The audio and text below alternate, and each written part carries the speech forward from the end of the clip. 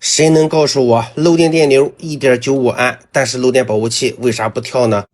这是一个重新装修的房子，客户还没入住呢。最近出现了一个现象，那就是跳室外的这一个漏电保护器，而房子里面都是重新改的线路，房子里面所有的电路都没问题，只是跳室外的那一个。你要是全开吧，你喝那个我就跳外边了。能喝哈的？能喝。哎，这还不跳？还没跳。它一会儿都跳。它原来是合成就跳。合成就跳以前。哎，原来是合成就跳。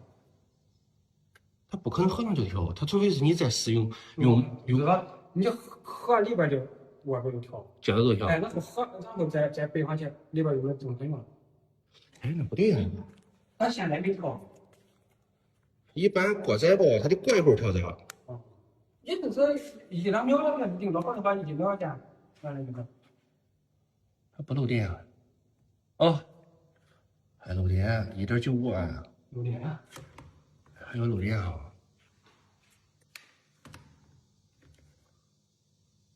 哎，1.9安。关。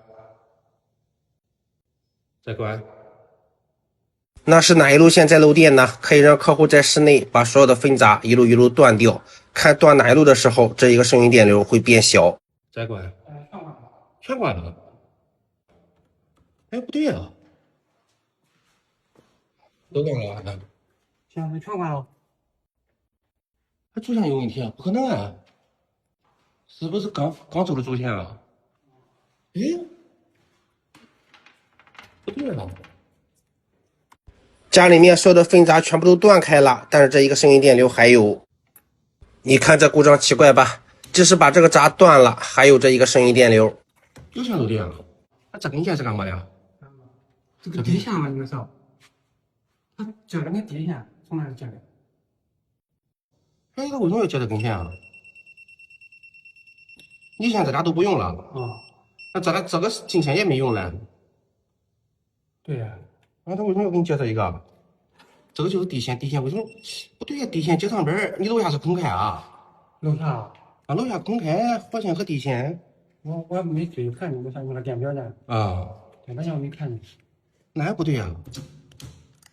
都需接这个，都没接好。没接。地线和火线接在一起，为啥空开不跳闸呢？难道这根地线属于是一个假地线？现在把那根线拆了再看，声音电流没了，0.00。所以就是那个。对，他为什么把这个线给你和火线接一块儿？他当时你说的没了，0号啊，0号啊。哎，火地接一块儿，它不跳闸吗？还很奇怪啊。老公，你楼下看见去。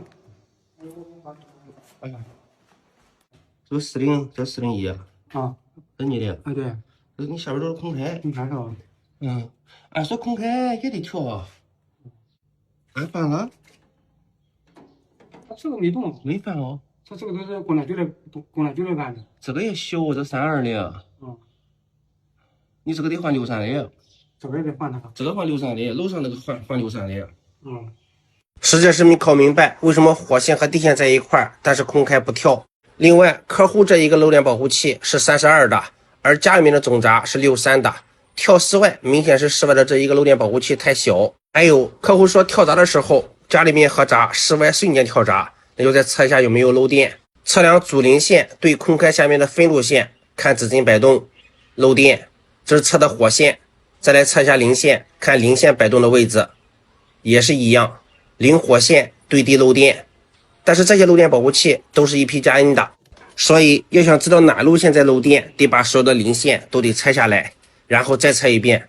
这次黑表笔放在地线上，测量每一路分路零线，看指针摆动。下面这几路测量零线对地都正常，指针不动。测量上面这几路零线对地之间，看这一路线漏电。这有一个轻微漏电。这个是哪个？这一路。那第二个是吧？第二个也关不的。这一个厨房。厨房都是轻微漏电的。厨房有什么电器吗？没有。你这一个装修的，不管是这一路漏电，你是让他没来修还是我给你修啊？你是让他们来修还是我给你修啊？一开始你光4万那一个那个故障，光换那的漏电保护器加上那些茶200块钱。你要再修这一个得4万，一共。说好费用之后，咱现在开始维修厨房这一路。为啥漏电？先打开这一个插座。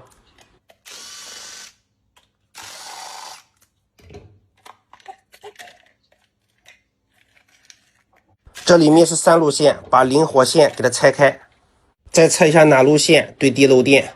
测这一路正常，这一路也正常。测这一路火线对地漏电。这一路漏电。这一路是往下走的，往下走的，往下走的，往下走，往下走，从这边吗？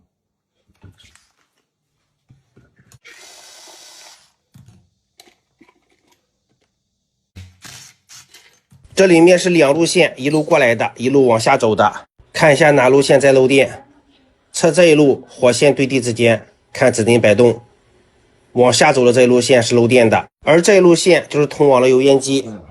那就拆开这2个插座看一下。有水啊里边。有水？我这有水啊里边。应该这个线管有水，绝缘不好。现在把这一路线给它分开，分开之后再测一下，再测量下面这一个插座，看还漏不漏电。测量地线对火线之间，现在指针一动不动。搭不线了。好了，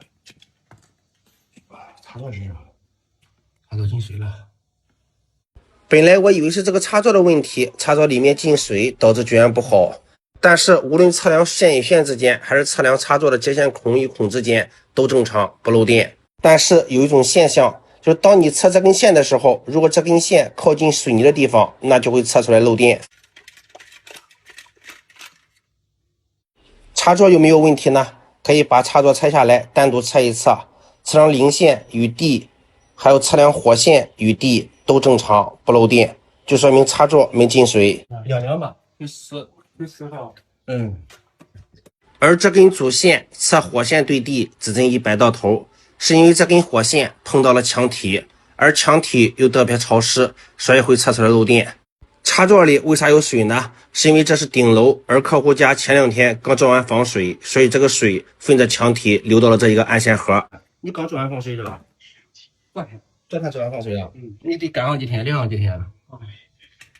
这一个插座暂时先不用了，先晾上几天，晾干之后可以再测一下绝缘。那个得晾吧。晾吧，昨天干了，刚才对，什么时候干了什么时候接。再测一下配电箱这路线，测量火零对地，现在正常了，指针一动不动。不会，干一点，你那个空开坏了耶。54伏。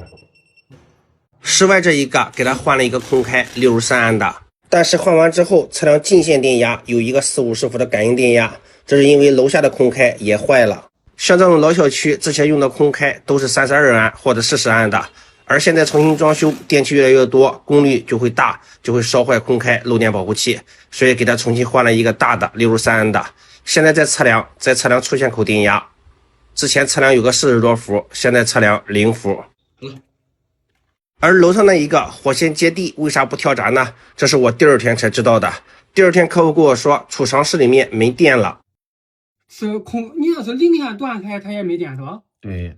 上回那个西边那个公用电跳了一回，没电了，然后河上那个公用电就有电了。那就是用的那个单独火线，零线用的公用线。应该就把那个接上就完。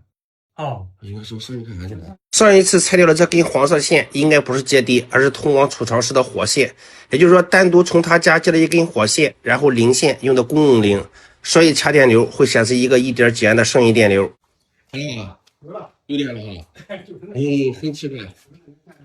他就是从你这边走的火，零线从别人我接了零。你这是漏的空开，漏电保护器都已经跳了。好了，维修结束。家庭电路不求人，每天分享小窍门，记得点赞加关注。